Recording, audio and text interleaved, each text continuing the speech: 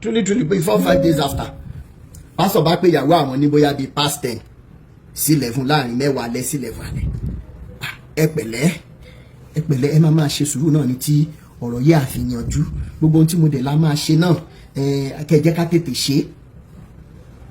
pásítọ̀ tí wàá ń pète pèrò láti bẹ̀rẹ̀ sí ní bá ìyàwó wọn ẹni tí ò sọ̀pọ̀tì náà ẹni tí mo rí lórí péjì tí wọ́n ti ń tako ń tà ń ṣe lórí ọ̀rọ̀ olú àlọ́ tẹ́ni yìí ò dẹ̀ mọ̀ pé mo mọ̀ a sì lè rírò ẹ̀yin kọ̀ọ̀kan tí ẹ máa dọ́gbọ́n wá fi òkú ọ̀rọ̀ wé àlàyé ọ̀rọ̀ lẹ́nu wa wọ́n á sẹ́ndì mẹ́sẹ̀jì sí mi Awíkòkó ẹ kú iṣẹ́ takuntakun iṣẹ́ lálẹ́ ṣe o ẹ jọ ibo ni ẹ bá ọ̀rọ̀ Olúalọ́ àti Ìyàbọ̀ ìdènà torí pé kò yẹ kẹ́ ẹ fọwọ́ yẹpẹrẹ mọ́ ìjọ ibo lẹ bá ṣẹ́ dènà ṣe rí gbogbo orú ẹ̀yin báyìí káàtẹ̀ sọ wípé tó bá di ọ̀la wípé Awíkòkó jáwọ́ lórí ọ̀rọ̀ yìí torí wípé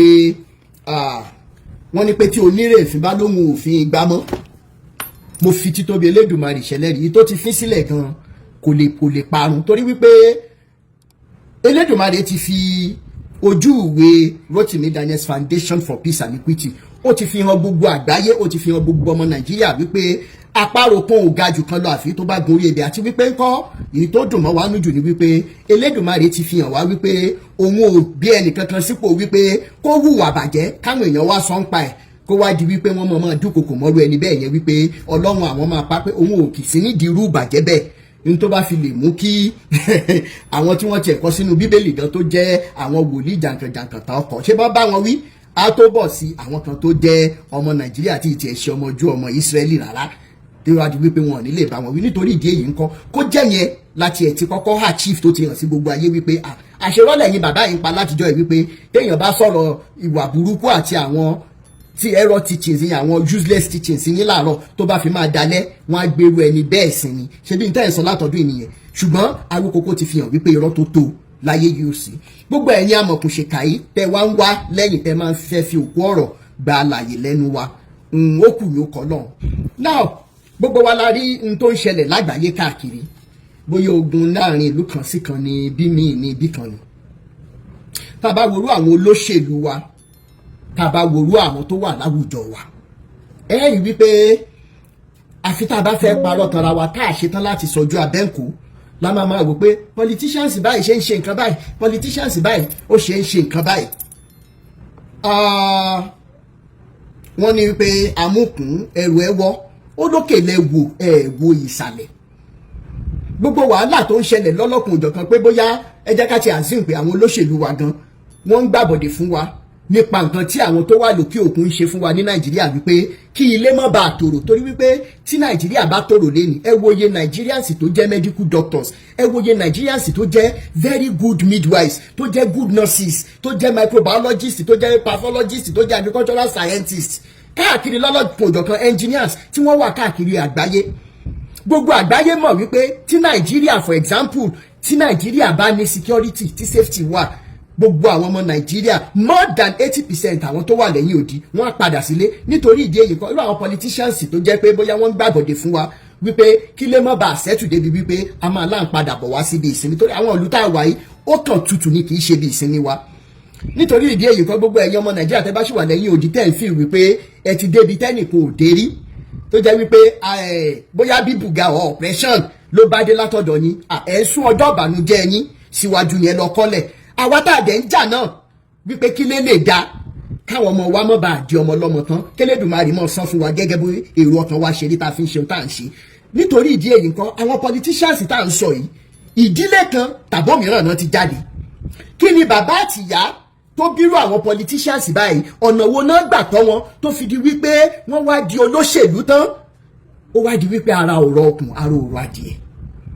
irú ẹ̀kọ́ wo ni àwọn òbí yìí kọ́ irú àwọn politicians báyìí tó fi wá di wípé gbogbo ẹ̀ di iṣu atayanyan báyìí mo share àwọn fídíòs irú Daddy Bọ́lá Ìgè àti irú àwọn bíi Bàbá Jákàndé àti oríṣiríṣi àwọn èèyàn láwùjọ tó ti ṣe tá a dẹ̀ rí àpẹẹrẹ ṣebílẹ̀ kan náà ti jáde owó ti wá bàjẹ́ débi wípé tí olóṣèlú bá ṣe tó ń gba bílíọ̀nsì ní allocations tí olóṣèlú yẹn bá wá ṣe bore water bóyá 1 million 2 million ládùúgbò ó ti wá di wípé àwọn ọmọ Nàìjíríà gbọ́dọ̀ mọ nǹkan sára sí i ìjọ wo lẹ lọ gba owó lẹ́nu ATM rí kẹ́ mọ nǹkan sára sí ATM wípé ó fún yín ní owó yín kò yẹ kó rí bẹ́ẹ̀ nítorí ìdí èyí ńkọ́ tá a bá wò lọ tá a wò bọ̀ nípa irú ẹ̀gbọ́n mi kan tó ń jẹ́ Gòkè Bájọwà mo ti sọ̀rọ̀ nípa brọ́dà mi yìí rí ẹni tó jẹ́ àbúrò Gòkè Bájọwà tó ń jẹ́ Tóyìn Bájọwà ọ̀rẹ́ mi dáadáa ni ó wà lára àwọn kan tá a ní láyé ìgbà tá a wà ní UN tá a lè sọ wípé ọjọ́ ọ̀la tó dára wà fún orílẹ̀-èdè Nàìjíríà tá a bá rírú àwọn Tóyìn Bájọwà yìí ìdí ẹ̀ ni wípé ó wà lára àwọn obìnrin tá a lè tọ́ka sí torí gbogbo ìgbà táwa wọ UI ìwọ̀kuwọ̀ wọ̀ ó pọ̀ gan mo ti wà ní 300 level or 200 or 300 level kí wọ́n tó stop ẹ̀ wípé anybody tó bá ti wọṣọ rádaràda wá sí school area ẹ ní ẹ̀tọ́ láti yá mọ́ wọn lára wọ́n dẹ̀ ṣùgbọ́n kó tó di gbogbo ìgbà tí wọ́n gbé òfin sílẹ̀ Tóyìn Bájọwà jẹ́ kan lára àwọn tá a lè sọ pé ọmọ yìí ti léèrè jáde wọ́n kọ́ ó dẹ̀gbẹ̀kọ́ nítorí ìdí èyí ńkọ́ nígbà tí brother Gòkè Bájọwà ṣe téèpù ìwọ kọ́ ló dá mi tó jáde lọ́dún náà lọ́hùn ọ̀pọ̀ nù yín ló máa rántí mo wà lára àwọn tó ṣe agbátẹrù à ń ta téèpù yìí tí mo bá Tóyìn Bájọwà ta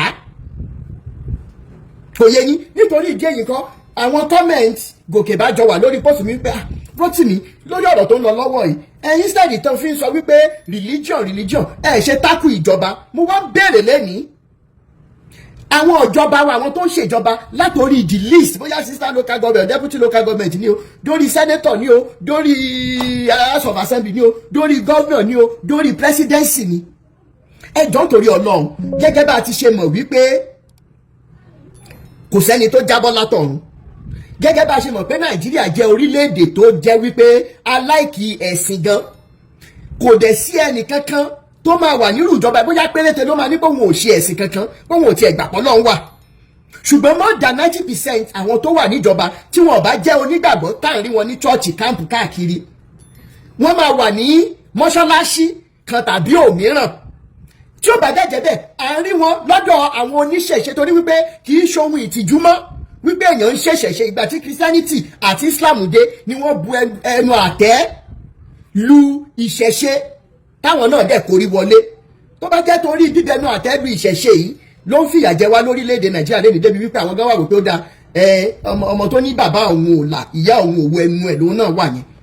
tó bá wá jẹ́ pé òun ló ń fìyà jẹ wá lẹ́nìí ṣé ó tó bẹ́ẹ̀ àbí kò tó bẹ́ẹ̀ ṣá ṣùgbọ́n adúpẹ́ lẹ́nìí wípé àwọn náà ti ń lè sọ̀rọ̀ síta ń sìn ṣùgbọ́n ó kù nìbọn rò àwọn politicians tá à ń sọ yìí àwọn náà ń lọ sílé àwọn tó ń dáfá ìbéèrè mi lálákọ̀ọ́kọ́ ni wípé kí ni ìwàásù tí oríṣiríṣi pásítọ̀ tàbí olùdásílẹ̀ ìjọ ìwàásù wo lẹ́ ń wà tí olóṣèlú bẹ́ẹ̀ bá jókòó sáwùjọ yín irú ìwàásù wo ni ẹ̀yin àfà káàkiri irú ìwàásù wo lẹ́ ń sọ fáwọn olóṣèlú wa irú ọ̀pẹ̀lẹ̀ fáwọn lẹ́ ń jàmọ́lẹ̀ irú odù fáwọn lẹ́ ń kọ́ sétí gbogbo àwọn olóṣèlú wa mò ń béèrè lẹ́ni ni nítorí ìdí èyí ńkọ́ tí ò bá jẹ́ wípé láti inú ẹbí wa ni àwọn olóṣèlú wa ti ń jáde tàbí gbogbo àwọn tó di ipò mú káàkiri á jẹ́ wípé láti ìjọ kan nínú kìrìsìtẹ́nì tàbí agbó kan nínú mùsùlùmí tàbí nínú ilé kan tí wọ́n ti ń ṣe ìṣẹ̀ṣe ó láìkì kò jẹ́ pé mi ì ní sọ̀rọ̀ jù lẹ́nu ẹ jẹ́ kí n gbé wa wọlé Family Matters ní ètò tá a fẹ́ dáwọ́lé lónìí káwọ́ ọ̀nà tá a lè gbà fi ranra wa lọ́wọ́. Is there anything left to save? Can we still help our children? Can we help the societies at large? Ẹ jẹ́ bá mi mute tí n bá ti ń gbé yín wọlé ètò tèmi lágbára. Náà kí ni mò ń sọ lọ níbi ọ̀sẹ̀ mélòó kan sẹ́yìn. Dádì wa kan pè mí. Mo dẹ̀ wà lẹ́nu iṣẹ́ níjọ́ náà lọ́hùn. Wọ́n ti ẹ̀ ń gbọ́ ariwo. Mo ní àpé torí mo wà níbi iṣẹ́ ni àwọn ní. Ṣé kìí pa àwọn gba time mo ní àmọ́ wà ní break but a lè sọ̀rọ̀. Wọ́n kọ́kọ́ kí àdúrà mọ́lẹ̀ débi tó lápẹ̀rẹ̀. Mo ní tí n bá má convert àdúrà yìí sí owó màmá sọ fún supervisor mi pé mo fẹ́ resign kẹ̀ torí àdúrà yẹn pọ̀ láti inú ọkàn wọn ló ti wá. Afọlákẹ́ ìjọba mi ní ẹjọ́. Náà nígbà tí wọ́n kọ́kọ́ ṣe àdúrà yẹn tán ìjọ náà ó dà kò tí ì gbúdọ̀ tó ọ̀sẹ̀ mẹ́ta. Mo rántí wípé mo bá sista Olúbùnmi 122 sọ̀rọ̀ ńjọ́ náà lọ́hùn. The same day ni mo bá bàbá Gbétò yìí kù sọ̀rọ̀ Sister Olúmi ní máa rántí tí mo bá wọn sọ́njọ́ náà náà wípé ó wù mí ká tún gbégbèsè lórí ọ̀rọ̀ communities ta fẹ́ base lé lórí family. Inú mi dùn pé wọ́n wà ní comment section wọ́n rántí tí mo bá wọn sọ́njọ́ náà náà tí bá gbé wọn sókè wọn á sọ fún wa torí onírọ́ ló máa ń lẹ́lẹ́rìí òun wà lọ́rùn. Now tí mo bá wọn sọ ni wípé ẹjọ́ a fẹ́ design bíi kí náà ń pè a fẹ́ design banner Rotimi Daniels Foundation for Peace and Equity bla bla bla bla family whatever oriented kíní ta fẹ́ ṣe adẹ̀jọ́ dúnàdúrà wọ́n fún mi ní very beautiful ideas. Now bí mo ṣe bá wọn sọ̀rọ̀ tọ́jọ́ yẹn ni arákùnrin tí mo fẹ́ sọ yìí ni wọ́n send message wípé àwọn fẹ́ bá mi sọ nǹkan kan wọ́n ṣàdúrà yẹn lẹ́kún ṣe ló wá dàbí ìgbà tẹ́ pé ọ̀rọ̀ tí mo bá Sister Olúbùnmi sọ àti bàbá gbẹ́tẹ̀ ikú pé I need the design bye inú wọn dẹ̀dọ̀ sí idea ni pé n ta lè ṣe ni kí dẹ̀ la fẹ́ ṣe ni wípé irú ọjọ́ Sunday sí nítorí wọ́n ní tá bá máa gbàkàrà lọ́wọ́ ọmọdé àátọ̀ oyin sí ẹ̀gbẹ́ a fẹ́ mọ̀ ṣe inter-family game competitions ní irú ọjọ́ Sunday yẹn irú àwọn competition tó máa include kí bàbá àtìyá kí wọ́n represent family wọn tí wọ́n bá dẹ̀ ti play game yẹn tán ìbá jẹ́ ludo kọ́kọ́ àtìyàwó jọ fèsì ọkọ àtìyàwó mi tàbí ayò ọlọ́pọ́n tàbí chess tàbí table tennis tàbí anything tó bá ṣá any game tó bá ṣá máa jẹ́ wípé ọkọ àtìyàwó ló máa represent home wọn. Very beautiful idea. Bí mo dẹ̀ ṣe bá wọn sọ̀rọ̀ tán ni bẹ́ẹ̀ ni know your spouse. Now bí mo bá wọn sọ̀rọ̀ tán mo ní bóyá bíi 7-8 minutes left on my break ni message dáàdì yìí wọlé pé ṣé àwọn lè pè mí mo ní àmúdẹ wà ní iṣẹ́ break time ó yá kẹjẹ ká sáré sọ̀rọ̀ wọ́n kọ́kọ́ fi bíi 2 minutes ṣàdúrà tó kìlọ̀ mo ní sà ẹjẹ ká sáré sọ̀rọ̀ tá a fẹ́ sọ torí wípé mo máa tó padà sẹ́nu iṣẹ́ wọ́n lọ àbínú àwọn ṣe dùn tó ní wípé báwọn ṣe ń bá mi sọ̀rọ̀ pé ilé àwọn ò bá ti dàrú ìgbébọ̀ àwọn rí fídíò kan nínú fídíò yẹn ní ìtí ìṣe dread báyìí mo ní àwọn òtútù ló jẹ́ kí n máa fi irun mi lẹ̀ torí pé ibi tí mo wà ó jẹ́ area tó jẹ́ pé nínú winter in fact temperature ọbẹ̀ máa ń go as low as -52 ẹ bá mọ̀ tún mọ̀ -52 you will understand that àwọn freezer Nigeria ń yájú lásán freezer Nigeria bóyá -5 -10 I am talking about -52 mo ní sọ kí n mọ̀ gẹrun ò wọ́pọ̀ kò ṣeé ṣe fún mi mọ́ so òun ni first cap mo ṣàṣàlàyé fún wọn ní ó dẹ̀ wà pa mo ní fídíò wo nìyẹn kò tiẹ̀ nira rárá láti fi fóònù mi wọ́n fi play ẹ̀ fún mi kí ni mo sọ nínú fídíò yìí kí ló ṣẹlẹ̀ sí dájú wa yìí wọ́n ní wípé àwọn wo fídíò yẹn ní gbogbo ìgbà táwọn wo fídíò yẹn ní last year distance ti wà láàrin àwọn àtìyàwó àwọn àfi táwọn bá dẹ̀ fẹ́ parọ́ ni àwọn máa sọ wípé distance tó wà láàrin àtìyàwó àwọn pé kò máa affect àwọn ọmọ as a matter of fact ọmọ wọn kan ti wọ university àwọn méjì tó kù wà ní secondary school wọ́n ní ó ní táwọn ọmọ ẹ̀gbọ́njú bá ṣùgbọ́n gbà tó di wípé separation yẹn bẹ̀rẹ̀ sí ní wà and this is a separation that you can't even see and it takes being humble to admit it if you're not humble enough as a man ó di gbére nìyẹn it will get to a stage where you say you know whatever will happen should happen kó kálukú máa dàrú wọ́n lè wọ́n wá bá fídíò yẹn pàdé mo title fídíò yẹn ní she needs me time mo wá lo orin tìmí dákọ́lò ní ṣẹ̀ṣẹ̀ bẹ̀rẹ̀ orin kí ni title orin yẹn náà ẹ̀yin mélòó lẹ rántí orin tìmí dákọ́lò yẹn tó dùn gan kí ni mo fún orin yìí ṣe náà mo ṣáà lo orin yìí tó ṣe bíi wedding báyìí ìyàwó mi olólùfẹ́ mi ọ̀rọ̀ mi alárùn mi I will love you forever ṣe ti rántí orin yẹn kí dẹ̀ ni bàbá ìsọwọ́ nígbà táwọn rí fídíò yẹn àwọn kọ́kọ́ sọ wípé ó ní láti jẹ́ wípé òrìṣà kan ni bọ̀bọ̀ Rotimi mo ní kí lẹ rí sà wọ́n ní wípé truly àwọn ni fídíò yẹn bá wí mo ní kí lẹ mean sà wọ́n ní wípé lóòótọ́ àwọn máa ń láti káwọn hang out pẹ̀lú ọ̀rẹ́ àwọn kì í ṣe pé bóyá àwọn ń kóbìnrin now àwọn máa wá lọ ẹ bá ti ṣetán bí iṣẹ́ ní 4 ó di bóyá bí 9-10 káwọn tó wọlé dàní ìgbà ìkanra làwọn tó máa bá wọlé in all fairness this was a man tó ẹgbẹ́ ká ní pé kí pé wọ́n fẹ́ sọ̀rọ̀ síta ni àwọn dandan ló yẹ kí n gbé wá kí n wá sọ mo dẹ̀ gbà tí mo lè kàn rọ sọ bí story fan wọ́n ní kí n ṣe pé ó máa help families mi mo ní mo ti gbọ́. wọ́n ní nínú fídíò yẹn mò ń sọ wípé kì í ṣe gbogbo ọkùnrin tó ń wọlé late night ló ń kóbìnrin ṣùgbọ́n ẹlòmíì kàn fẹ́ níta ìyẹn ó ti wá di routine ìfúngàn táwọn ọ̀rẹ́ wọn míì gan bá láwọn lọlé àwọn ló máa láwọn kejì ẹran tí fẹ́ jẹ́ kájọ jókòó jẹ́ kájọ máa sọ̀rọ̀ irú wọn lẹ máa rí lórí òkè Mọ́kọ́lá nìbàdàn kì í ṣe gbogbo wọn ló ń kóbìnrin kẹ́yìn obìnrin ẹ̀yìn ìyá wa kẹ́ ẹ mọ̀ lẹ́ni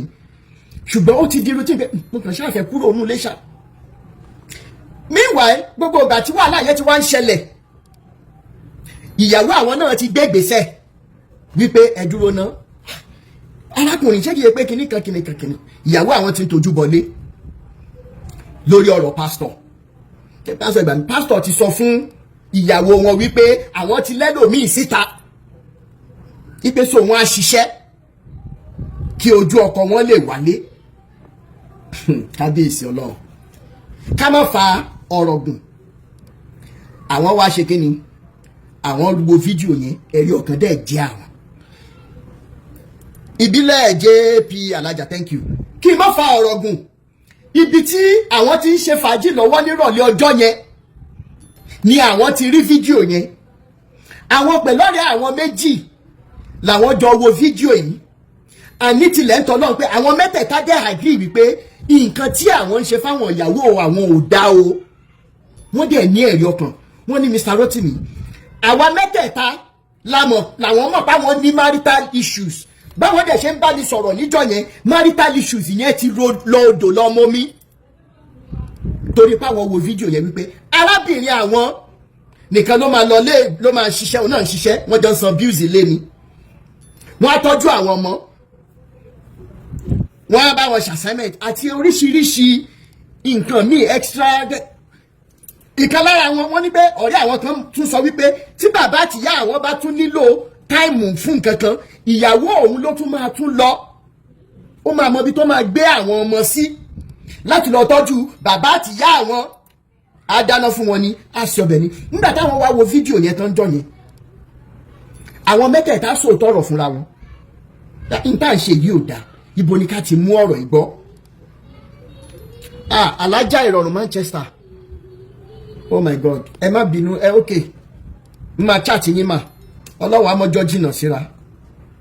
ẹ pẹ̀lẹ́ ẹ kó àtẹ̀mọ́ra wọ́n dẹ̀ gbé gbèsè wọ́n wá pè mí jọ ẹ wípé ká ní àwọn ò tètè rí irú fídíò yẹn káwọn dẹ̀ tún gbé torí ọ̀tọ̀ ni pé kí wọ́n bá yàn sọ̀rọ̀ ọ̀tọ̀ ni kẹ́ni yẹn gan fúnra ẹ̀ kó mú un lò àwọn mú advice yẹn lò àwọn bẹ̀rẹ̀ sí ní ṣẹ̀tọ̀ ìyàwó àwọn pé but pastor sọ wípé anyways kò tètè sọ̀rọ̀ finally ìyàwó àwọn làwọn wípé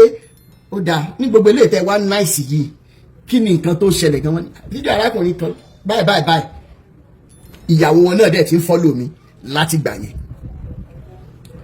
finally wọ́n jọ bẹ̀rẹ̀ sí ní sọ̀rọ̀ and this is where the importance of communications comes in wọ́n láwọn wá sọ ọjọ́ kan níyàwó wa tẹ́ pẹ́rẹ́pẹ́rẹ́ ọ̀rọ̀ ní gbogbo ohun tí pastor sọ fún as a matter of fact pastor ti ń pè ìyàwó wọn ní ungodly hours wọ́n nítorí pé ìyàwó àwọn ó rẹwà àwọn ò kàn mọ́ yìí ni it takes a man of true values core values to admit this àwọn wá ṣe bí ọgbọ́n ó yá tó bá tún ti pè é gbé kó carbon tó truly pé 4-5 days after pastor bá pè ìyàwó àwọn ní bóyá bíi past 10 sí 11 láàrin 10 alẹ́ sí 11 alẹ́ ẹ pẹ̀lẹ́ ẹ máa ṣe sùúrù náà ní tí ọ̀rọ̀ yẹ àfihànjú gbogbo ohun tí mo dẹ̀ la máa ṣe náà kẹjẹ ká tètè ṣe pásítọ̀ tí wá ń pètèpèrò láti bẹ̀rẹ̀ sí ní bá ìyàwó wọn sùn àwọn wá rò pé táwọn bá tiẹ̀ lọ bá pásítọ̀ ẹ̀gàn fàlà pé ìyàwó tó ní mo fẹ́ síta yẹn o gbúdọ̀ mú jáde ọlọ́run ẹ̀ tó sọ fún ẹyẹ wàá wọ́ ọlọ́run ẹyẹ wá jọ máa lọ sí police station àwọn tó wá rò wípé ẹ dúró náà bógiri gan ò bá lanu aláǹgbá ò lè wọ bẹ́ẹ̀ èmi ni kí n ṣe ìyàwó mi dáadáa èmi ni kí n tọ́jú ilé mi wọ́n wá ní láti gbà yẹn báwọn fẹ́ lọ ṣe fàájì lásán one of the things tí wọ́n láwọn kọ́kọ́ ṣe advice tí mo give nínú fídíò ẹ fẹ́yìn tẹ́ ẹ̀ bá rí fídíò yẹn ó sì wà lórí profile mi she needs me time as well wọ́n láwọn kọ́kọ́ gba hòtẹ́ẹ̀lì ọ̀dọ́ méjì ìwọ ọ̀yá lámọrin jọ̀ọ́ nítorí ọlọ́run tíkẹ́ẹ̀tì hòtẹ́ẹ̀lì yìí rè nítòsí jọ̀ọ́ nítorí ọlọ́run lọ sinmi jẹ́ kémi àtàwọn ọmọ yìí jẹ́ ká jọ bára wa fà á ó strange sáwọn ọmọ náà ní tí dáàdì ti ṣe tipẹ́ ṣùgbọ́n náà ń bá wọn ṣe àwọn lọ́rí padà ìyàwó àwọn dẹ̀ lọ after ọjọ́ méjì after 2 nights tíyàwó lò ní hotel Mr. Rotimi I started singing the best of my wife that I have never seen. àwọn àtàwọn ọ̀rẹ́ àwọn táwọn dẹ̀jọ́ máa ń hàn gìdá nígbà tí èpè bóyá obìnrin làwọn ń kó náà tẹ́lẹ̀ ṣebí káwọn tọ̀jọ́ débi wípé láàrin fámìlì mẹ́tẹ̀ẹ̀ta gan wọ́n ní HAA wọ́n máa ń gba orí fí wọ́n lè jọ ṣe picnic which is a very beautiful thing. We are talking about family matters today. Nígbà tí mo gbọ́ ilé mo pé kò sí bá a ṣe lè sọ́lọ sọ́bọ̀ tó jẹ́ wípé a ní padà sórí ọ̀rọ̀ families yìí even if at the end of the day bóyá ọ̀rọ̀ tí mi mọ̀ bóyá kí n lo voice note ìyá mi kan mi mọ̀ bóyá kí n lò bọ́ máa bá wọn sọ̀rọ̀ ńsìn tí máa ṣe ń gbé wa wọlé lẹ́ẹ̀kan sí alájà ìrọ̀rùn Manchester ẹ kú àtẹ̀mọ́ra ẹ kú ara fẹ́ra kù Elédùmarè àmọ́jọ́ jìnnà síra kò ní ṣe ní àkúfà ẹ pẹ̀lẹ́. Family matters ibo ni ká ti bẹ̀rẹ̀ ibo ni ọ̀rọ̀ family wa dé torí tí hope bá máa wà lọ́jọ́ ọ̀la ẹ jẹ́ ká kọ́kọ́ gbà wípé àwa tá a wà ní generation àwa òbí ní generation yìí a níṣẹ́ láti ṣe o ìyẹn tá a bá tètè realize ẹ̀ torí wọ́n ní wípé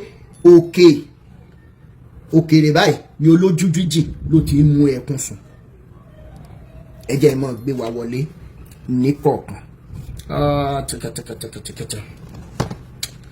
ẹ jẹ́ mọ́ gbé wa wọlé ní kọ̀ọ̀kan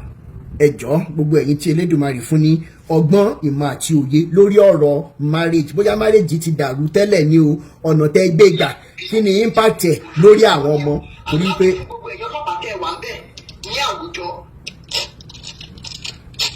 ẹnìkan ń gbọ́ fídíò wa lọ́wọ́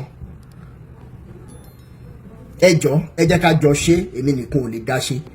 pàápàá jùlọ ẹ̀yin tẹ́ ẹ ti marry tàbí tẹ́ ẹ ti marry rí kí ló ṣẹlẹ̀ ipa wo lẹ kó kí ni tó ṣẹlẹ̀ ọ̀nà wo ni ẹ̀yin tó dẹ̀ pé bóyá ẹ marry rí ẹ̀ẹ́dà ẹ̀dẹ̀ tún wá parí ìjà yẹn ọ̀nà wo lẹ́gbà fi parí ẹ̀ ẹ jẹ́ kí a gbọ́ lẹ́nu wa lẹ́nu kí ni ipa tí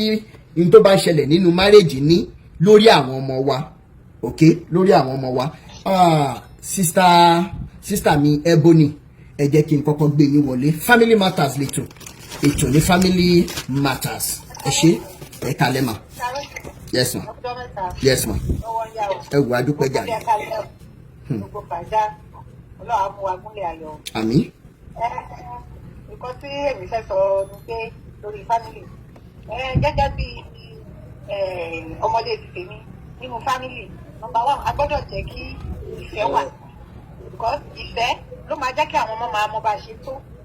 ìfẹ́ ló máa mọ bí àwọn ọmọ wa mọ́ ṣe máa mọ̀ báwo náà ṣe máa wùwà láìkí ń fi ìgbà tí bàbá àti ìyá tí wọn ò bá kí ń fẹ́ ríra wọn firstly àwọn family mi wà tó jẹ́ wípé ẹ lè rí wọn kí bàbá àti ìyá kan jìjọ jẹun papọ̀ kò dẹ̀ kó rí bẹ́ẹ̀ most family àwọn family kan wà tó jẹ́ wípé kò sí bọ́ ṣe máa ṣe tí ọkọ ò bá dé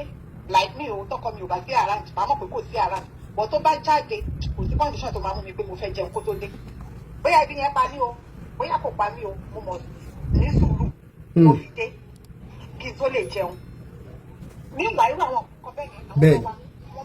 ọmọ wò ó ṣe wípé bóyá wọ́n kéré tí ìfẹ́rẹ́sá ní jẹ́ bá wáyé àwọn ọmọ yẹn tó bá ti rí pé bóyá èèyàn yìí like this kó tó bá mú mi tí bá ti jẹun wọ́n máa béèrè pé wọ́n kà mọ́ wọ́n máa béèrè lọ́wọ́ mi ni so ẹ mọ̀ pé irú nǹkan bẹ́ẹ̀ yẹn ó ti ń hàn sáwọn ọmọ yẹn pé nǹkan kan ṣẹlẹ̀ láàrin bàbá àti ìyá nígbà kò yẹ kó dẹ̀ máa rí bẹ́ẹ̀ because ẹsẹ̀ tá a bá ń gbé òun làwọn ọmọ yẹn náà step yẹn náà máa gbé follow òun náà máa follow àwọn náà máa wò wípé nǹkan táwọn parents àwọn ń ṣe yìí o ó right torí táwọn náà wọ́n bá dé irú position bẹ́ẹ̀ òun ni irú step bẹ́ẹ̀ yẹn làwọn náà for example kọ́kọ́ ṣẹlẹ̀ lọ́jọ́ kan mo ṣe chicken tó ọkọ mi dé bẹ́ẹ̀ níwà ìgbẹ́mi ṣe ẹ̀dìyẹ ẹ̀ tán nígbà mo wá parọ́ torí mo mọ̀ wípé ó máa ń láì pé tó bá ti wà lábẹ́ ẹ fún mi ní mo mọ̀ fún ní gísáàdì yẹn tó wà nínú ẹ̀dìyẹ yẹn tó wá ń béèrè lọ́wọ́ mi pé gísáàdì yẹn ìdààmú wá ń jókòó wá ní èmi ti jẹ́ olówó ní kí ni rísì tí mo ṣe máa jẹ́ kí ni rísì òun ni olórí ilé omi ò ní ráyè láti jẹ́ tó àwọn ọmọ yẹn wá rẹ́rìn wípé wọ́n ti mọ̀ pé mi ò jẹ́ wọ́n á sọ fún pé ok ó yà mi ò jẹ́ o ló wá ní òun ti rí wípé mi ò àwọn ọmọ wa rẹ̀ àwọn ọmọ yẹn náà mọ̀ pé mi ò já wọn sọ pé dáàdi don't worry kíníkan mo wá ń wò wọ́n later wá gbà wá lọ fún àwọn ọmọ yẹn pé if you are married ask your wife that where is the gizzard don't allow your wife to eat the gizzard mo wá wò àwọn ọmọ yẹn wá ní ṣàmọ̀ everybody ṣàṣeré everybody rẹ́rìn inú everybody dùn ṣàmọ̀ irú nǹkan bẹ́ẹ̀ yẹn ó ń ṣò pé ìfẹ́ wà àti pé kí àwọn ọmọ yẹn náà báwọn kan bá wà ní àyè ara wọn àwọn náà máa mọ̀ pé at least dídájẹ́ àwọn àti mọ́mí àwọn bọ́ ṣe ń ṣe and the same thing ní environment téèyàn bá gbé àdúgbò téèyàn bá gbé èèyàn gbọ́dọ̀ fìfẹ́ hàn so ní inú community gan àbí ní estate yẹn wọ́n máa mọ̀ wípé at least aláwọ̀ kan nínú estate táwọn àgbẹ̀ tó jẹ́ pé wọn ò lè ever wọn ò lè fi nǹkan tó kéré jù nínú nǹkan wọn kán fi sílẹ̀ fún estate fi ẹgbà mo fi kíní mo fi sílẹ̀ and àdàrà àwọn kan tó dẹ̀ jẹ́ wípé ṣẹ́kọ̀ pé irú nǹkan yẹn torí kò mọ wọn lára láti ilé torí kò mọ wọn lára láti ilé kò sí nǹkan téèyàn lè ṣe sí kò sí nǹkan téèyàn lè ṣe sí torí kò mọ wọn lára láti ilé they cannot give out àdàrà àwọn kan tó dẹ̀ jẹ́ wípé kò sí nǹkan yẹn kéré jù báyìí wọ́n máa wò wípé ok ẹ jẹ́ ká fún community ẹ jẹ́ ká fún estate ẹ jẹ́ ká fáládùúgbò ẹ jẹ́ ká torí kíní nítorí pé ìfẹ́ yẹn wà ní so irú nǹkan bẹ́ẹ̀ yẹn inú ilé ló fi máa ń bẹ̀rẹ̀ àwọn ọmọ tá a dẹ̀ bí láyé sí ní nǹkan tá a bá ṣe òun ni wọ́n máa kó ṣe pé ó di ìgbà kan bá dé school nǹkan tó tá a bá ṣe inú ilé nǹkan yẹn like irú ọmọ mi sì tó bá kó provision tó bá kó snacks lọ sí school ọmọ mi máa fún wọn tán ní class ni nítorí wípé nǹkan téèyàn ti fi kọ́ wọn nílé ni so ká jẹ́ kí àwọn òbí number one yẹn ká jẹ́ kí ìfẹ́ wà tí ìfẹ́ bá ti wà tá ti ń ṣe wípé okay o at times weekend àwọn ọkọ mi àtàwọn ọmọ family mi a máa jáde a lè lọ pool a lè play ludo a lè ṣeré lọ ṣẹ́tìmọ̀ tá a bá lọ láàrin oṣù kan ọmọ yẹn máa béèrè ni pé what happen when are we going out nítorí pé nǹkan tí èèyàn ti jẹ́ kó mọ́ wọn lára ni that is to say táwọn ọmọ yẹn náà bá dàgbà tán bá dá àyè wọn nǹkan yẹn náà máa continue láti máa ṣe ibi tó bá dẹ̀ ti ń ṣiṣẹ́ nǹkan yẹn náà máa continue láti máa ṣe ọlọ́run á ran gbogbo family lọ́wọ́ ọlọ́run á jẹ́ ká ṣe ẹ ti gbọ́ nǹkan tí ìyáàfin wa sọ ẹ má gbàgbé mo sọ nǹkan kan pé tí ògiri fámílì ò bá lanu ní ọ̀pọ̀ gbà aláǹgbá religion negative impact of religion kò lè wọ fámílì wa ẹ jẹ́ kí n gbé ẹ ṣe sister Ebony mo really appreciate you fún wonderful contribution ìfẹ́ ó ṣe pàtàkì nínú ẹbí ọ̀nà tí a ṣe ń gbà fi ìfẹ́ hàn mo mọ̀ pé ó yàtọ̀ gedegbe bí ẹni báyìí ṣe mọ̀ pé òun ṣe lè fi ìfẹ́ hàn ó yàtọ̀ sí bí èmi ṣe lè fi pé mo lè fìfẹ́ hàn ṣùgbọ́n ju gbogbo ẹ̀ lọ ká fi ìfẹ́ hàn síra wa brother Dan ṣe wà ń bẹ̀ sà. ẹ kálẹ́ bàbá mi. ẹ̀dẹ̀kùn ètò. Yes sir. ṣe rí family ó wà very very important and essential because ní family ọ̀dọ́ mi pọ́psì mi àti mọ́msì mi ò ever rí wọn rí kan ní misunderstanding. then ó wá dijọ́ kan wá pé pọ́psì mi pé ṣé ẹ kì í ṣẹra yín ni pé mi ò rí kẹ ní ìyàwó láàrin wọn wá ní pé àwọn máa ń ṣẹra wọn ṣùgbọ́n àwọn máa ń yọjú ẹ̀ láàrin ara wọn most especially tó bá ti lò àwọn á pé ìyá mi pé nǹkan tó ṣe báyìí ó dùn mí mọ́ ṣe bẹ́ẹ̀ mọ́ pé àwọn á dẹ̀ àwọn méjì máa apologize fún ara wọn so kìíní yẹn ó wà very very important mo learn well from them because èmi àti fiancé mi àjọ ń gbé ní ibi tí mo wà báyìí so òun náà ẹ̀mọ́ obìnrin ò lè má ṣiṣẹ́ obìnrin so gbogbo kìíní yẹn later èmi náà pè máa bá a sọ pé nǹkan tó ṣe mọ́ ṣe bẹ́ẹ̀ o a lè máa accept it ṣẹ̀rí family ó wà very very important most especially tí wọ́n bá ti fi foundation wọn lórí ìfẹ́ àti ìbáṣepọ̀ tó dánmọ́rán so mo really gain from them. Then secondly ètò yìí àwọn kan wọ́n máa wá sí láìpẹ́ wọn á tún lọ síbò wọn á lọ máa sọ nǹkan mi ṣe rí hypocrite everywhere so irú ẹ̀ ò lè má ṣẹlẹ̀ so ẹ̀yin ní kẹ́ túbọ̀ gbára mọ́ nǹkan tẹ́ ẹ̀ ṣe because ọlọ́run ló fi rán kì í ṣe nìyí tó bá jẹ́ ènìyàn ẹ̀ ti máa backslide but ọlọ́run ló fi rán so ẹ̀ kó ètò nǹkan tí ẹ̀ láti sọ. Thank you so much. Tí a bá ti ṣẹra wa ìyá alágbájá n tó ṣe tó dùn mí rèé o ní ìmọ̀ pé mo ṣẹ̀yìn ó dẹ̀ mọ́ bínú bàbá alágbájá nǹkan tẹ́ ẹ ṣe tó dùn mí rèé lọ́pọ̀lọpọ̀ gbà ó máa ń dẹ́kun ọ̀nà tí àwọn nǹkan kéékèèké tó lè gbà di ní ńlá nínú ẹbí tá a di wípé mi ìjẹ́ fẹ́ gbọ́ nǹkan mọ́ mi ìfẹ́ ṣe nǹkan kan ẹ ṣé thank you so much brother Dan mo really appreciate you brother no sister Wúrà ṣe wà bẹ́ẹ̀ mo ń bọ̀ star lady sister Wúrà ẹ̀yin ló kàn Wúrà ṣe wà bẹ́ẹ̀ Folówó ṣeléṣẹ́ ìwà ń bẹ̀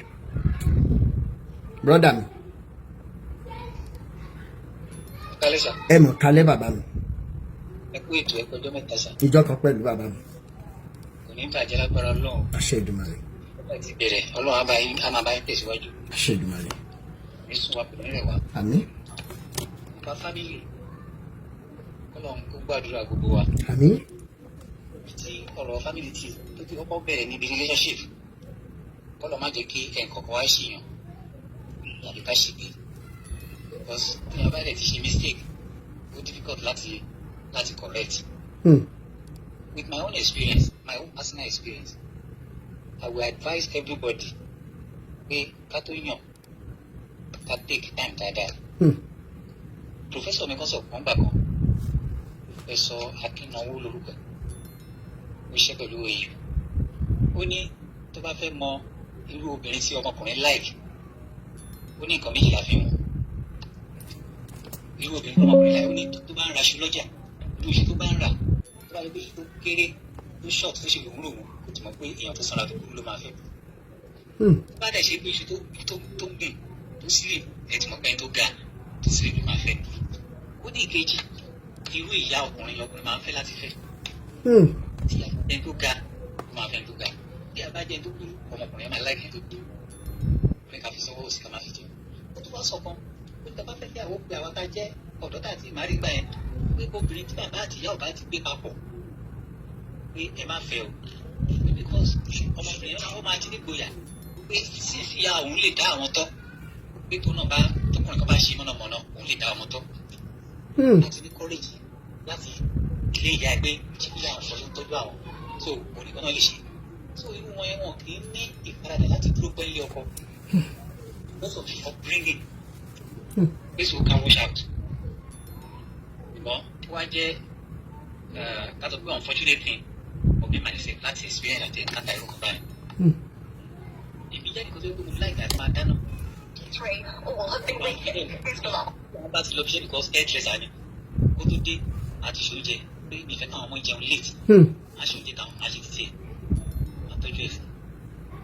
Ìgbà mi ti bá wà nílò sí ti mi ò lọ bí iṣẹ́ orí iṣẹ́ mi dá ẹ̀ máa ní off.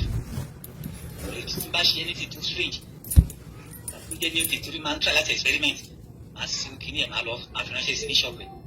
Inú ẹ̀dẹ̀ máa dùn. Ó máa fi àwọn èèyàn ọkùnrin ló ṣe lé ọkùnrin ló ṣe lé. We love each other tó yẹ kó dé séjì kan. Mo ń kọ́ irun dídì lọ́wọ́ ẹ̀. Free time mi. Ó dẹ̀ train mo dẹ̀ mọ irun àdìmọ́lẹ̀ táwọn àgbà yẹn. Mo dẹ̀ mọ́ ṣe. Ògbà tí nǹkan máa ṣẹlẹ̀ ńkọ́. I lost the job. My main job. Everything best change. Débi pé owó ilé tí ó àròwó sọmọ. Separation afẹ́ kú. Ó wá sọ pé kan. Ó ní kí n jẹ́ ká lọ sí ilé mọ́mí òun. Ká lọ máa gbélé lọ mọ́mí òun ní. Mi ò lè ṣe. Mo ní because mi ò tẹ̀ gbàdúrà kí n sun lọ́jọ́ kan ilé àná. Kí n jí láàárọ̀ kùtù àná máa kọ́dọ̀ balẹ̀ kí. Ànílẹ̀ Yorùbá, wọ́n lẹ́yìn tó bá sùn ilé àná fún orí àkìtàn ló sùn. Mi ò lè ṣe o.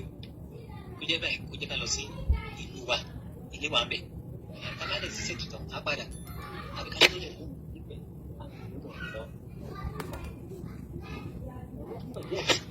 Hello? Okay. Wá bèbí wá ìkan náà àwọn tá a ti jọ gbé rí family friend wá gbé lọ́dọ̀ wọn. To cut the long story short sir, keeping of this distance nípa tí a ò fi lọ bá ọ̀rẹ́ àtijọ́ ẹ̀ lọ́jọ́ lọ school tó ti gbé ọdún bẹ̀rẹ̀ sí fẹ́ra wọn. Gbogbo ìfẹ́ tá a ti fi hàn síra wa tí wọ́n sáwọn ọmọ rẹ̀ ti diminish. So my advice for family to grow, we need to trust each other. Gbọ́yìn dáadáa ohun yẹn lọ ṣẹ́yìn lo APC ni. No, mi ò lo APC ẹ kí n sọ̀rọ̀ sókè. Torí nǹkan tó kọ̀ sí kíní yẹn jù ní lack of trust. So nínú relationship àgbéyàwó a gbọ́dọ̀ trust ara wa. Because àbá trust ara wa kò sí ìgbà yẹn ni àwọn aráàta lè wọlé sí ẹnìkan lára kó sọ̀rọ̀ fún kó lè gbàgbọ́. Ètò báyìí ó ti trust ẹnì kejì ẹ̀ kò sí nǹkan tó lè sọ fún láyè kò ní gbàgbọ́. So pàtàkì jùlọ nínú ìgbéyàwó a gbọ́dọ̀ mọra wa dáadáa láti ká ní ìdájú pé yes lágbájá nǹkan báyìí ló lè ṣe nǹkan báyìí ló lè ṣe. Torí kẹ́mi pẹ̀lú ẹ̀ tó fẹ́ra mo yẹ kó yẹ wípé àárín obìnrin ni mo wà ó gbogbo obìnrin máa ń bá ṣeré tí bá báyọ̀ rajà lásán before you know it àti the family friend mo dẹ̀ mú wá gbà tó yẹ pé mo ń ṣe kọ́ọ̀sì OAU yẹn because part time mo ṣe àwọn ladies àjọ ń lọ school tó yẹ pé tó bá wá láti Kútọ́nù ọ̀dọ̀ mi náà máa dé sí mo pè kó wá mọ̀ wọ́n pé àwọn tó máa rí pẹ̀lú mi nìyí o kò sí kankan láàrin wa ẹ̀kọ́ ló pa á pọ̀ ṣùgbọ́n we trust kíni ẹ̀ ló fa separation wa so gbogbo àwọn tó bá fẹ́ àpẹtẹ tó wà ní ìgbéyàwó ẹ jẹ́ ká tu ilé wa kọ́ pẹ̀lú pé ká mọra wa dáadáa ká dẹ̀ ní ìfẹ́ ká ní ìgbẹ́kẹ̀lé nínú ara wa lágbájá nǹkan báyìí ló lè ṣe lágbájá báyìí nǹkan báyìí ló lè ṣe kí n má parọ́ fún yín sà ó ń fẹjọ́ mi sọ ẹni tó dàbí bàbá fún mi nínú ìgbéyàwó wa wípé òun fẹ́ ẹnìkan tí mo ń ra èso lọ́dọ̀ ẹ̀ ní bus stop wa kò dẹ̀ rí bẹ́ẹ̀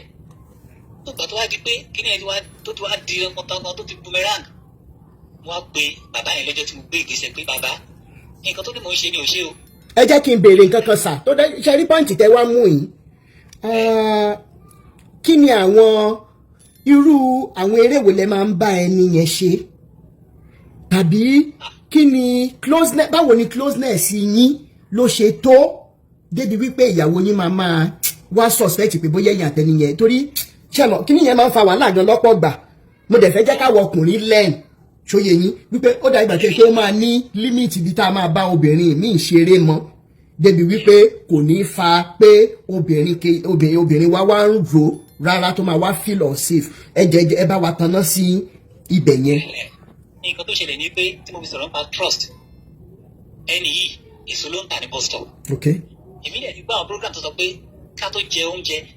a gbọ́dọ̀ jẹ èso bíi 1 hour before the meal time. tó bí n bá ti close bá dẹ̀ ti close ibi iṣẹ́ ilé ni straight mi ò ń lọ anywhere tí bá close ní 5 adélé 5:30 tí bá dẹ̀ dé ní 5 mi ò jáde lẹ́nu ó sì mọ́ mi láti sí tí bá ti wọlé látàárọ̀ tó ti wà nílé torí pé mi ò lọ ṣẹ́lẹ̀ ni mi ò jáde mi ò sílẹ̀kùn mi rárá jáde síta látàárọ̀ mi ò rí daylight pé kí n kàn lọ síta so that's the type of person I am tí bá ti wọlé mi ò tún lọ anywhere mọ́ so tí bá ti wá débi ọ̀dọ̀ eléso yìí bus stop tó jẹ́ pé ó ṣe ń gbé watermelon lọ́wọ́ kó tó di pé ṣíṣe máa fún máa sáré grab ilé tí mo fẹ́ tí màá mú lọ lé màá mú pé títí mi ò pé kí n jẹ́ ń bẹ̀ so that time tí màá fi délé láti máa lọ síbi 30 minutes màá kàn dúró 30 minutes màá jẹun so màá fún wọn tí wọn pé táwọn bá ti jẹun kí tó délé after 1 hour àwọn tó máa jẹ so mo ṣe ń program ẹni àwọn gbé yìí sọ yìí tó ń rí mi ń bẹ̀ kì í ṣe pé mo jókòó orí ìdúró ni máa wá o and obìnrin náà ni ara àwọn spirit kókó ni ti Christ apostolic church sorry the apostolic church ló ń lọ choir member ni ebi ò tí ẹ fi dé mọ yẹn but kò sí nǹkan tá a fẹ́ sọ ju pé gbogbo àwọn apostolic tó wà ń bẹ̀ wọ́n jọ máa ń ṣeré sọ̀rọ̀ bẹ́ẹ̀ mi ò kúrò wájú débi tí màá sọ fún mi fẹ́ jókòó orí ìdúró yẹn màá ti jẹ watermelon tí bá fẹ́ jẹ kí n tó gbé ilé tí mo fẹ́ gbé lọ lé àwọn èèyàn tó ń rí mi ló lọ ń sọ fún àpapọ̀ yẹn wà ń bọ̀ sọ kíní kan ṣe kíní kan gbogbo information yẹn lòún fi ń react. ẹ jẹ́ ká sọ báyìí torí wọ́n ní ẹjọ́ ni ò kí ń jẹ́ tẹni ká máa mọ̀ dá ṣàmọ̀ wípé tẹ bá sọ fún ìyàwó yín nílé wípé ẹ kàn fẹ́ lọ ra èso ni tó wá di wípé ìgbà tẹ wá débẹ̀ lóòótọ́ lọ́kàn titi yín ẹ mọ̀ pé kò sí nǹkan kan ẹ kàn dúró ẹ fẹ́ ra èso gẹ́gẹ́ bí ọkọ tó níyàwó ńlé ṣàmọ̀ wípé tẹ bá wálẹ̀ lọ ra èso ẹ ń lo bóyá bíi 30 minutes 1 hour tẹ kàn dúró síbẹ̀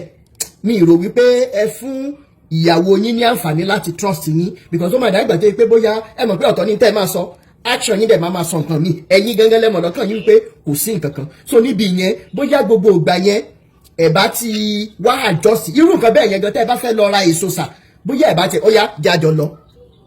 lọ something like that tẹ́ ẹ bá dẹ̀dẹ̀ bẹ́ẹ̀ àní tilẹ̀ ń tọ́lọ́ obìnrin mi ò tiẹ̀ wá fẹ́ nǹkan mi ju pé táà fún mi ní respect mi ṣáà fún mi ní respect bóyá nǹkan tó ṣẹlẹ̀ nìyẹn ṣóye yín torí mo fẹ́ jẹ́ ká kẹ́kọ̀ọ́ mi ìfẹ́ ká gbọ́ lẹ́ni again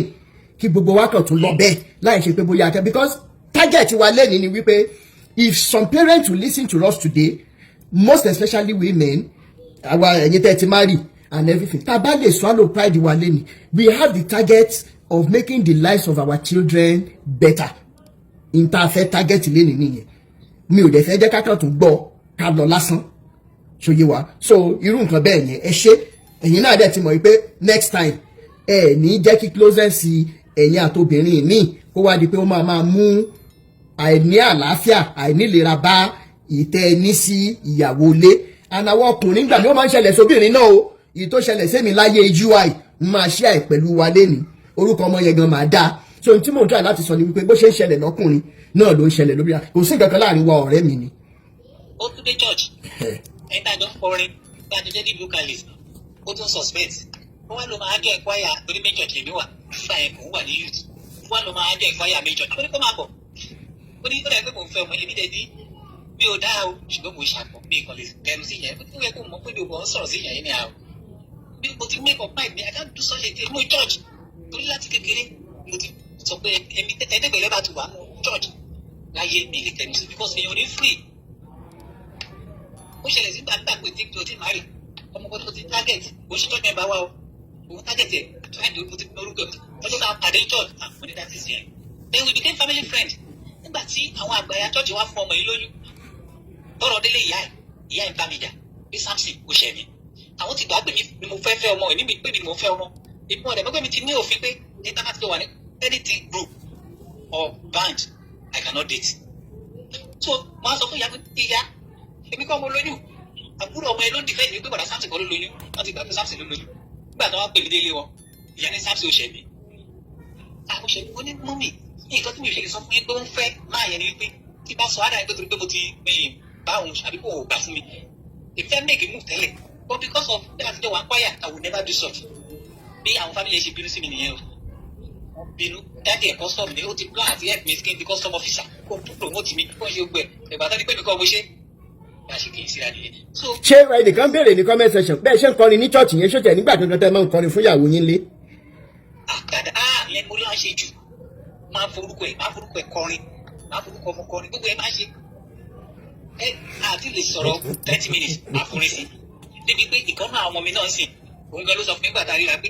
pé ìyẹn náà kọrin o gbogbo nǹkan tí mo ṣe ìyẹn náà jọ mí gan gbogbo nǹkan tí mo ṣe ló ṣe ó ń sọ̀rọ̀ ó ń kọrin kò jẹ́ kó gbádùn kò jẹ́ ṣe kékeré kan bẹ́ẹ̀ ó wá ń wò pé ṣáṣílì padà ṣá òun fúnra ẹ̀ béèrè kò tọ́ sí bímọ ó ti bímọ fẹ́ lómi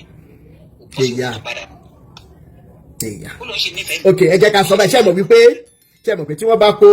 100% broken relationships or marriages ìjọ tí wọ́n bá ní pé kí ẹni báyìí wá sọ̀rọ̀ most times ọ̀pọ̀ gbà ló jẹ́ pé ẹ̀ńtán ní kó wá sọ̀rọ̀ yẹn ó máa right I don't right most times but only few times ló jẹ́ wípé èèyàn máa admit wípé nínú relationship ẹ̀bí mi lélẹ́yìí nítorí nǹkan tí mo ṣe lélẹ́yìí tí relationship yẹn fi break ó dẹ̀ dìgbà tá a bá tó admit mistake wa ká tó lè successfully avoid the mistake ibi tá a ti ń bọ̀ pé kó má ṣẹlẹ̀ níbi tá a ń lọ especially tá a bá nífẹ̀ẹ́ nìyẹn dáadáa so inú mi dùn pé ẹ̀yin náà ti mọ ibi tẹ́ ti bù díẹ̀ kù nínú ibi tẹ́ ti ń bọ̀ ibi tẹ́ bá wá lọ sìn ẹ make sure wípé closeness yín pẹ̀lú obìnrin míì ẹ ti ìsáfún rárá pátápátá ẹ ṣe ẹ jẹ́ ká mọ kọ́lẹ̀ o ẹ jẹ́ definite and intentional live video là ń ṣe yìí ẹ jọ̀ọ́ nítorí Ọlọ́run nítorí kíni torí àwọn ọmọ wa ẹ jọ̀ọ́ nítorí Ọlọ́run torí àwọn ọmọ wa ẹ jẹ́ kí n fún wa nìkan kí n tó gbé ẹlòmíì wá sókè lórí ọ̀rẹ́ mi ni láyé ìgbà tí mo wà ní UI àwọn tájọ jẹ́ akẹgbẹ́ nígbà yẹn bóyá tán bá ń wò wá wọn á mọ tí mò ń sọ yìí ọ̀rẹ́ mi kan Adéọlá Ọ̀dẹ́dínà Theophilus brother mi cousin náà máa ń pè wá ó tún ní kí lórí ní ara ọmọ yìí tó ládùúrà àwọn obìnrin tó yẹ káàkiri kan kìnìún òní mo fẹ́ ìjọ tí mo dẹ̀ máa rí ọmọ yìí wọ́n ń ṣe rìazá lọ́wọ́ ní GS office ní UI bẹ́ẹ̀ yẹn lẹ́gbẹ̀ẹ́ ní theatre art mo bá dẹ̀ fojú gan mo dẹ̀ pé ẹ lè wọ ọmọ tó rí rùmùrùmù yìí mo dẹ̀ láìkẹ́ bó ló ń gbé awo hàn ni kí ni room number ẹ o sọ mo ní màá dẹ̀ wá kí ẹ gate ọ̀rọ̀ wọ bá ọ̀rọ̀ tájọ sọ́njọ́ ẹ̀ ló sọ fún mi pé bẹ́ẹ̀ di òun ìjọba ìbámu ni màá wá kí ẹ àṣé gẹ́gẹ́ bí ọmọ 100 level tó ń jẹ́ orientation tó fún mi pé ṣọlá wọn stay light yìí odò ọmọgbọ́mọgbìn ni wọ́n bá ṣe tán pẹ̀lú ẹ kìnnìkan wrong room number ló fún mi èmi lọ síwájú UI mo lọ ra kéèkì nínú kòsíkòsí àtúnra kéèkì mo dẹ̀ gbé wọ awohàn pẹ̀lú ọ̀rẹ́ mi àwa dé yàrá ibi tó júwe adẹ̀kanlẹ̀kùn àwọn yẹn náà wá ń ṣe patí kan lọ́wọ́ ẹjọ́ ẹni báyìí ni mo béèrè kò sẹ́ni tó jẹ́ bẹ́ẹ̀ nílùú àwa mẹ́rin la wà ní yàrá àwa náà dẹ̀ la ń ṣe patí pẹ̀lú àwọn àtọ̀ nígbà tó ti fún mi ní wrong number ṣé we are welcome come in now làbádẹ́ bára wa sọ̀rọ̀ la ṣeré ajẹ kéèkì ní ìtì ẹ̀ ríro àti jáde tán ní F block ní yàrá yẹn jọ́nà náà third floor ẹni tó bá máa wò hàn dáadáa òun rántí story dáadáa